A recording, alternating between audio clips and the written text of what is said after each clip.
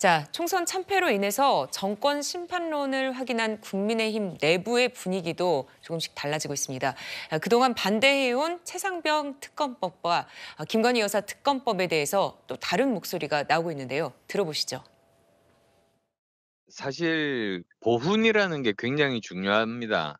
국가를 위해서 생명을 바친 사람을 제대로 된 대우를 해 드리는 게 국가의 의무라고 생각해서 우리가 김건희 여사에 대한 이야기들을 불문에 붙이지 말고 풀어내야 될 것은 좀 풀어내야 된다고 생각합니다. 국민들의 요청에 있는 것은 사실이고 우리가 이걸 마냥 묵과할 수는 없는 노릇이라고 생각합니다.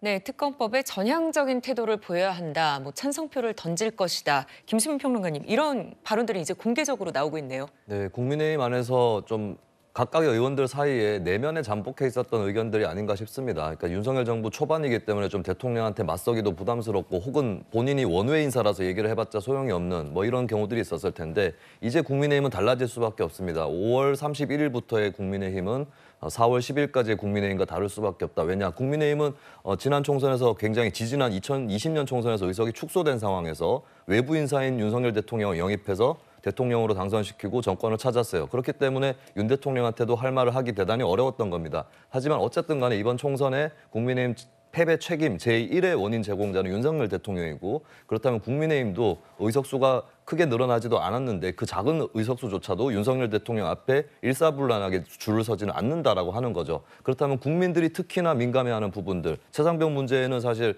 우리 진보 보수를 다 뛰어넘어서 군대에 가서 희생을 했던 이런 우리가 잊을 수 없는 분에 대한 그런 추모와도 얽혀 있는 부분이고 그리고 대통령 측근에 대한 문제, 최측근인 영부인에 대한 문제 이것도 건너뛸 수 없는 거거든요. 그렇다면 이런 부분이야말로 더 이상 외면할 수 없다라고 하는 너무나 자명한 이치에 따라서 결국에 여권 내의 당선자들이 또 목소리를 낼 수밖에 없고 윤 대통령도 이제 더 이상 법안 거부권에 의존해서는 안 된다고 봅니다. 일각에서는 108명 중에 배신자 8명만 막아내는 거 아니냐라고 하시는데 100대 8 이런 식으로 안 갑니다. 무너지게 되면은 진짜 60대 48로 무너질 수도 있고 나중에 되면 대통령 옆에 있는 의원이 30명도 안 될 수도 있는 거거든요. 이런 것들 자초하지 말고 본인이 물론 최후에 정말 받아들일 수 없는 법안은 거부권 행사할 수 있겠지만 어지간하면 좀 받아들이는 방향으로 우선순위를 정해놓고 혹은 또 특검법에 대한 그 법안 거부권 이런 것들 칼집에 좀 넣어두고 내가 거부권에 있지만 절충에 좀 나서보겠다라고 하는 이런 태도를 취할 때 대통령도 전국에서 활로를 찾을 수 있을 거다라고 말씀드릴 수 있습니다. 네, 윤재욱 국민의힘 원내대표는요. 특검법에 대해서 야당과의 협의 사항이라는 원론적인 입장을 보였습니다. 조기현 변호사님, 하지만 계속 반대 입장을 고수하기는 어렵다라는 분석이 계속 나오네요. 그렇죠. 최상병 특검법은 이미 패스트 트랙에 의해서 국회에 부의돼 있습니다. 지금 네. 당장이라도 21대 국회에서 처리가 가능한 상황이고요. 김건희 여사 특검법 등도 22대 국회에서 바로 추진하겠다는 게 조국 혁신당과 민주당의 공통된 지금 입장이기 때문에 여당으로서는 협의에 응하지 않을 수가 없죠.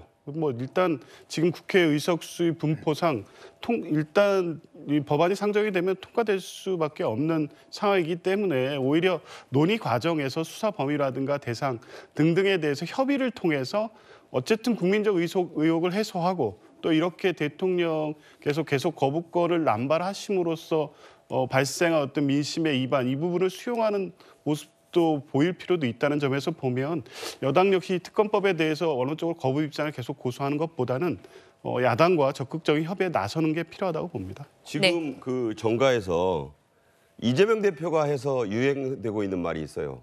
이채 양명주다. 무슨 중국 술이 아닙니다. 이태원, 최상병, 양평, 명품백, 주가 조작. 이 머리 글자가 이채 양명주예요. 근데 보시면 양명주, 이건 하나입니다. 김건희 여사에 관련된 것들이에요. 그러니까 민심은 적어도 최상병 특검과 김 여사 관련 특검을 묶어서 이 두 개는 수용을 해요. 이 앞에 나온 이태원은 좀 철이 지났잖아요. 여기에 대해서는 이견도 있고. 그러니까 저는 국정조사도 했고 충분히 수사가 됐으니까 이 두 가지의 특검은 전향적인 자세를 보여야 이 총선 민심의 노도를 좀 넘어갈 수 있지 않느냐. 아까 몇십 명밖에 안 남는다는 얘기까지 하셨는데 그건 최악의 상황을 말씀한 거지만 그 유명한 영화 제목이 있잖아요. 모두 대통령의 사람들. 그런 영화 있거든요. 닉슨 때 영화. 그 모두 대통령의 사람들인데 뒤를 돌아보니 사람들이 얼마 안 남았더라. 이런 상황을 피해야 됩니다. 그러니까 네네. 민심이 원하면 해보자. 해보니까 뭐 나오는 게 별로 없을 수 있어요. 또 하나 독소 조항을 좀 빼자는 거잖아요. 매일매일 브리핑하고 그 특검을 무조건 야당이 임명하고 이런 부분에 대한 대화와 타협을 통한 협상을 한다면 이채 양명주 넘어설 수 있다고 봅니다. 네, 자 방금 말씀하신 것 중에 뭐 이태원은 철진한 얘기라는 것은 개인적인 의견이라고 다시 정리하겠습니다. 자, 여당 내부 상황까지 들여다봤고요. 이제 야권으로 가겠습니다.